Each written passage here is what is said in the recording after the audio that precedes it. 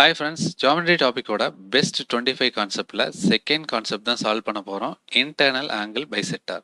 Triangle ஏபிசியில் ஏங்கிற வெர்டஸ்லேருந்து ஒரு line எடுத்தோம்னா அந்த வெர்டஸோட ஆங்கிளை ஈக்குவல் பார்ட்டாகவும் அதோட ஆப்போசிட் சைடை டிவைட் பண்ணுதுன்னா side AB divided by side AC எப்படி இருக்கும்னா பிடி டிசிக்கு ஈக்குவலாக இருக்கும்.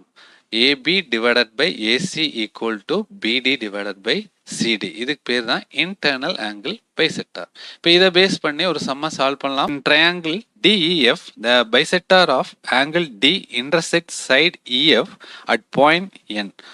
ஒரு ட்ரையாங்கிள் சைடை சொல்லியிருக்காங்க DEF.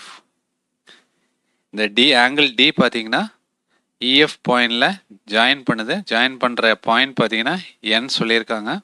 DE is equal to 36, DF is equal to 40 centimetre.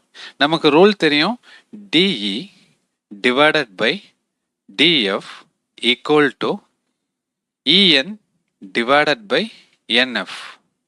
இப்போ இதில் நமக்கு EF டோட்டல் கொடுத்துருக்காங்க. எவ்வளோ 38ன்னு சொல்லியிருக்காங்க. சரிங்களா? அப்போ நமக்கு ரேஷியோ பார்த்தீங்கன்னா ஈக்குவல்னு தெரியும். அப்போது 36 40யோட ரேஷியோ பார்த்தீங்கன்னா 9:10. இந்த 9 பார்த்தீங்கன்னா EN ஈக்குவல் டு NF இருக்கும். டோட்டல் EF பார்த்தீங்கன்னா 38ல் நம்ம கண்டுபிடிக்க வேண்டியது NF கேட்டிருக்காங்க.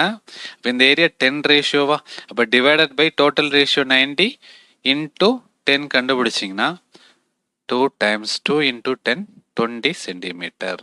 இப்போ இந்த ரூல் படிச்சிங்கன்னா இந்த கொஸ்டினை ஈஸியாக ஆன்சர் பண்ணலாம்.